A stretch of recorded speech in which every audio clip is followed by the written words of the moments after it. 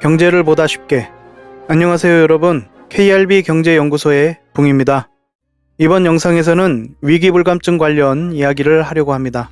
한국 경제를 덮친 몇 가지 먹구름과 언론의 탈을 쓴 자들의 집단 최면에 위기불감증에 걸려버린 시민들 이야기를 해보겠습니다. 아무쪼록 시청하시는 여러분께 여러가지 도움이 되었으면 하는 바람입니다.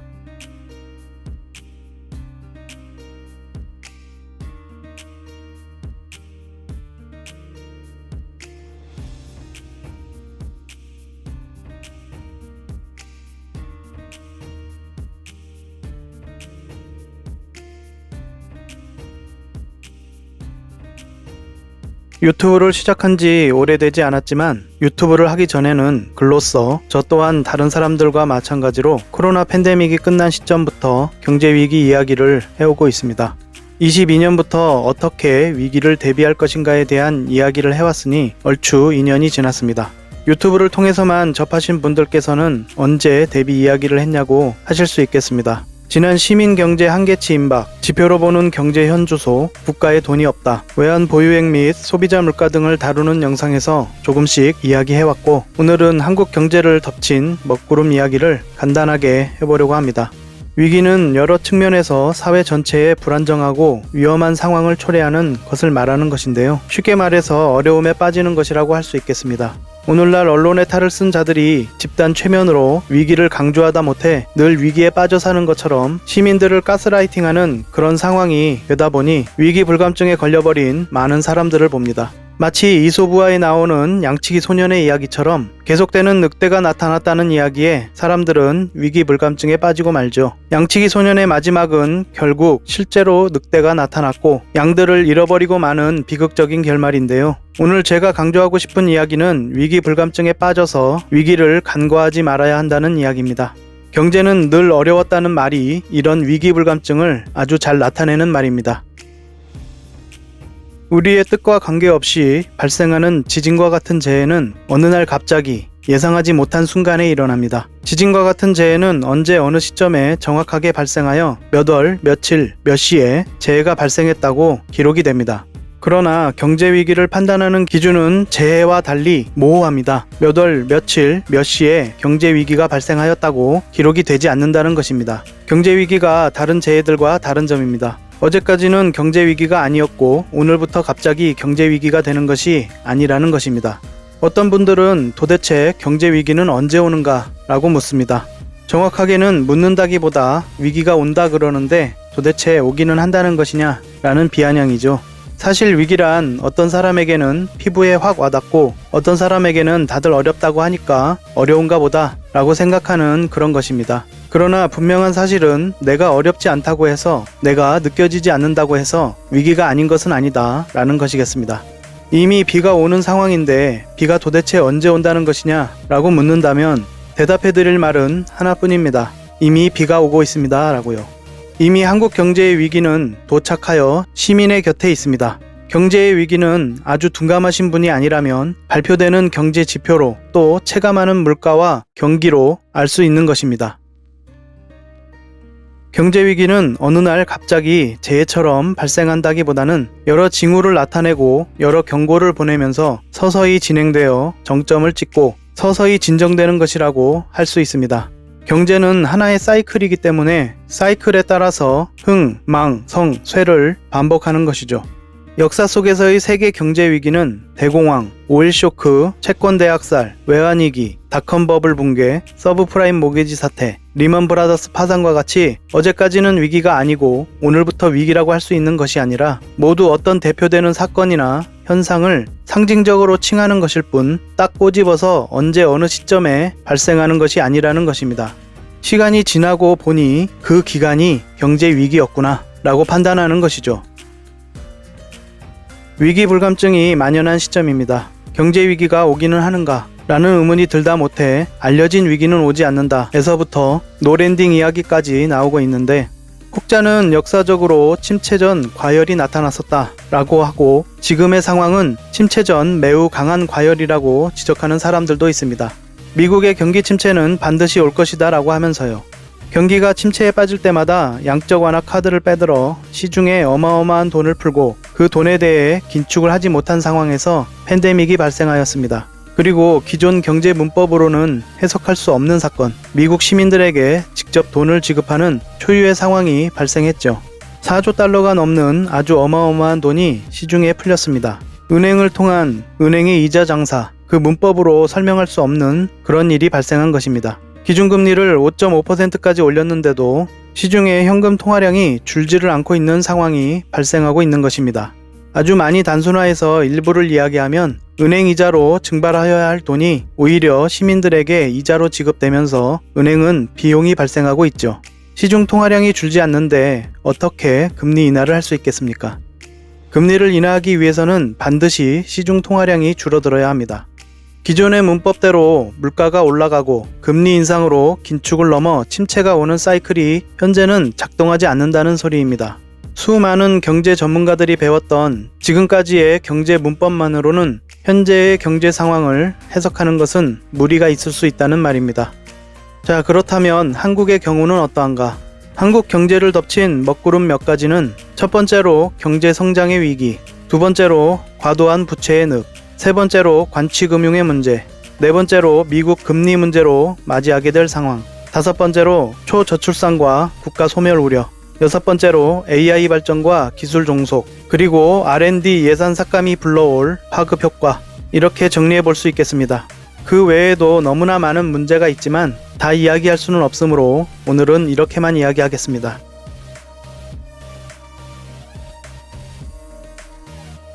이 모든 것 하나하나가 엄청난 위험인데 이것들이 한꺼번에 몰려오는 것이니 지금의 위기가 얼마나 위험한지 알 수 있겠습니다.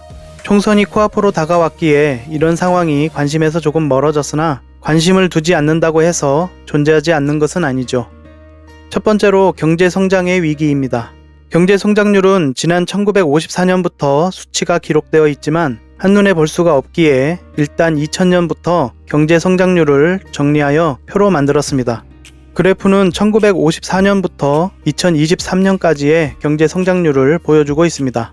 1997년 외환위기, 2009년 글로벌 금융위기, 2020년 팬데믹을 제외하고 한국의 경제 성장률은 1980년 이후 높게는 12.7%에서 낮게는 2.2%를 기록하고 있었습니다. 2018년 2.9% 성장, 2019년 2.2% 성장, 2020년 팬데믹, 2021년 4.3% 성장, 22년 2.6% 성장. 그러던 것이 2023년에 1.35%로 반토막이 나고 기저효과를 생각해도 금년도는 1.8%를 넘기 어려운 상황이 되었습니다. 대기업 중심의 경제, 중소기업들은 대기업에 종속되는 그런 생태계가 조성되어 새로운 성장 동력이 없고 극단적인 양극화를 불러왔고, 양극화가 깊어졌기에 소비가 위축된 상황에서 이를 더욱 부채질하는 부자 감세와 낙수 효과를 주장하는 기존 정책은 바뀌지 않을 것이고 그런 의지 또한 보이지 않는 상황입니다. 그러니 이것이 한국 경제를 덮친 먹구름 첫 번째입니다.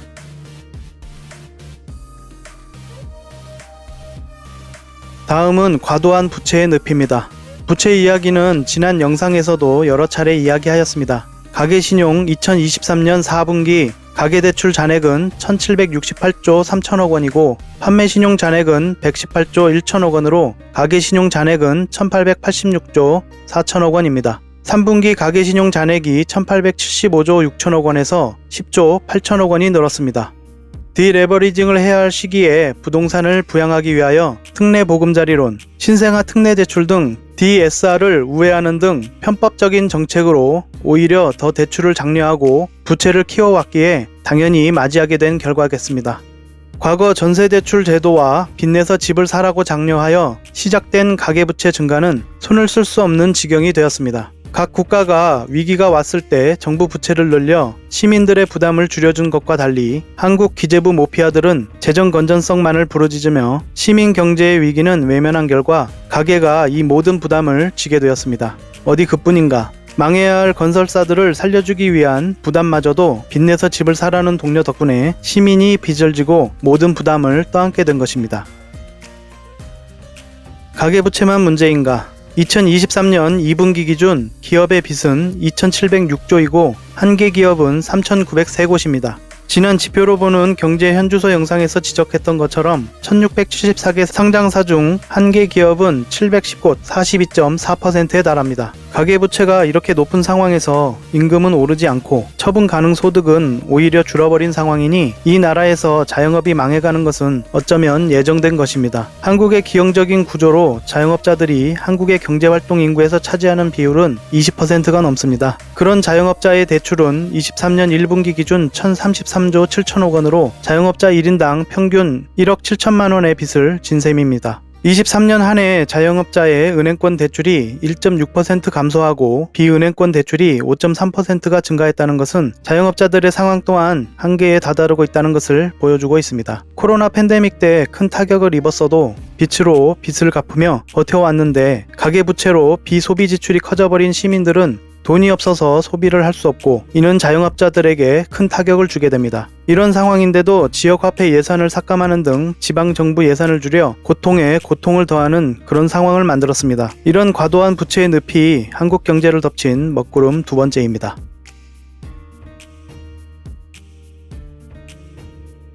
다음은 관치금융의 문제입니다. 국내 금융업 종사자 10명 중 9명은 정부의 금융정책을 부정적으로 평가하는 것으로 나타났습니다. 매우 부정적이 60.4%, 부정적이 29.3%로 89.7%가 부정평가입니다. 이들 금융업 종사자가 부정적 평가를 한 가장 큰 까닭은 과도한 개입이 전체의 43.3%, 근시안적인 금융정책 및 체계 구성이 30.9%로 금융산업이 기본적으로 규제산업이라는 점을 생각하더라도 개입이 지나치다는 평가입니다.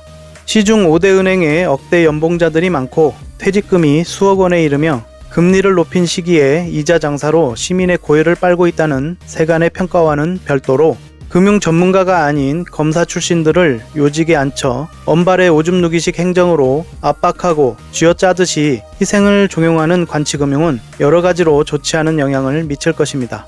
대출 이자를 제한하고 대출 이자를 제한하면서 예금 이자도 제한하고 김진태 강원지사의 레고랜드 사태로 촉발된 채권 시장이 얼어붙으면서 여러 가지 부실 등 채권의 문제가 발생하자 체한펀드 조성 등 매번 반복되는 상생기금 조성을 압박하고 수익성이 악화하자 그때서야 채권 발행을 풀어주는 등 이런 관치금융은 외국인 투자 유치에도 악재가 될 뿐만 아니라 주체적인 상생금융이나 새로운 사업화를 하지 못하고 국내 은행들의 신용평가 등급 하향이라는 결과를 맞이하게 됩니다.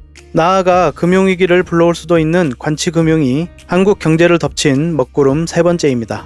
이와 별도로 제2금융권과 새마을금고 등의 위기는 방만한 경영과 위험자산 투자의 결과이므로 관치금융에서는 이야기하지 않았습니다.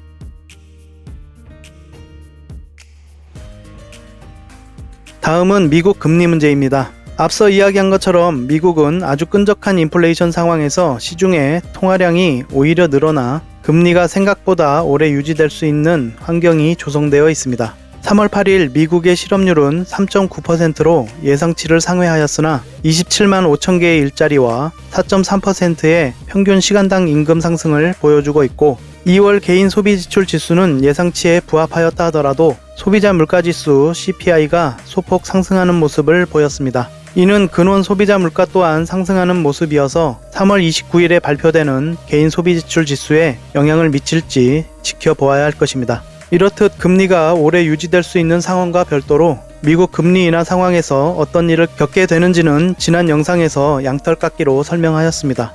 1994년 일어난 채권 대학살의 영향, 닷컴버블 붕괴의 영향, 글로벌 금융위기의 영향 등 미국에서 일어나는 금리 문제가 한국 경제를 덮친 먹구름 네 번째입니다.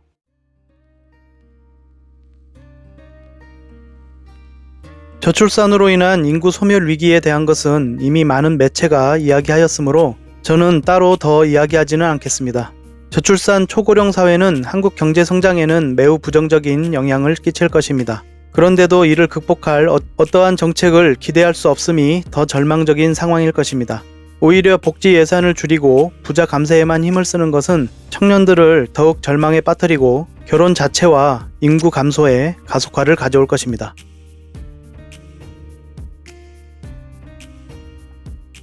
마지막으로 AI 발전과 기술 종속, R&D 예산 삭감이 불러올 파급 효과입니다. AI 인공지능의 발전은 이미 미국 등 다른 국가들이 앞서 나가는 상황에서 필연적으로 기술 종속이 발생할 수밖에 없으며 이를 이용하여 생산된 제품들과의 경쟁에서 우리가 밀릴 수밖에 없는 그런 구조를 가지고 있습니다. 또한 아리백 등에 대한 이해도가 떨어지는 등 정책 자체를 기대하기 어려운 것도 절망스러운 것 중에 하나입니다. 시대에 뒤떨어지면 도태되는 것이 비정한 법칙입니다. AI로 인한 노동 위기가 현실화되는 사회에 AI와 연계된 법령과 사회 기반을 마련해야 함에도 그에 대한 논의조차 이루어지지 못하는 현실이 답답할 뿐입니다. AI의 발전으로 우리가 맞이하게 될 사회는 시대의 전환, 지금까지 살아온 시대의 종말을 예고하고 있습니다. 새로운 시대에는 새로운 체계와 법이 필요하고 새로운 생태계를 구축해야 합니다. 새로운 미래를 설계해야 할 중차대한 상황에 IMF 외환위기 때도 하지 않은 R&D 예산을 대폭 삭감함으로써 과학기술계는 사형 선고를 받은 것이나 다름없습니다. 연구와 개발은 나라의 뿌리를 이루는 것입니다. 이는 당장 연구와 개발을 못하는 것으로 끝나는 것이 아니라 연구 현장을 파괴하고 연구와 개발 인력 자체가 다시는 돌아오지 못하게 만들어서 국가의 미래를 파괴한 행위 그 자체입니다. 문제가 있다면 개선하면 되는 것이지 예산을 삭감한다고 문제가 사라지는 것은 아닐 것입니다. 목적은 다른 데 있다 라고 할 수 있겠죠.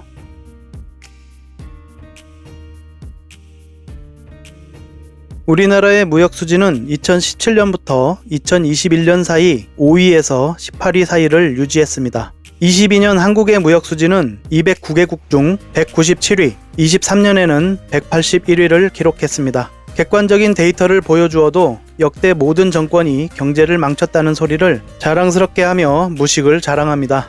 뇌피셜에 갇혀서 자신이 아는 것만이 전부다라고 생각하면 답이 없습니다. 진행되고 있는 경제 위기에 대한 경각심을 가지고 어디에 투자를 할까 보다는 대비할 수 있는 준비를 하실 것을 권해드립니다. 아무것도 할 수 없다고 무기력해지지 마십시오. 위기를 극복하는 첫 번째는 포기하지 않는 것입니다. 부자 감세를 통한 낙수 효과를 주장하는 자들은 모두 사기꾼입니다. 무능한 데다가 부패하기까지 한 그들은 기득권을 유지하면서 자신의 이득 이외에는 관심이 없습니다. 오늘날의 사회는 기득권들이 보여주는 도덕적 해이와 저지른 잘못에 책임지지 않는 풍토를 모두가 학습함으로써 엉망이 되어가고 있는 것입니다. 이런 기득권들이 왜 여러분을 위해서 일을 해야 하는가? 그들이 왜 여러분의 이득을 위해 힘써줄 것이라고 생각합니까? 가난한 적이 있었던 사람만이 가난한 사람들을 이해하고 그들의 어려움도 이해할 수 있습니다. 어려움을 겪어보지 못한 사람이 어떻게 어려움에 놓인 사람을 이해하고 도울 수 있을까요? 이런 시기일수록 낮은 곳으로 시선을 돌려서 소외당하고 외면받는 춥고 배고픈 사람들을 돌아보아야 합니다. 그것은 거짓과 위선이 아니고 누구나 춥고 배고프며 소외당하고 외면받을 수 있기 때문입니다. 어려움에 놓인 누군가를 돕는 것이 곧 자기 자신을 돕는 것입니다. 선한 영향력을 세상에 퍼뜨려야만 우리가 사는 세상이 살만한 곳이 됩니다. 우리가 사는 현실을 어떻게 만드느냐는 사회 구성원의 선택에 달려 있습니다.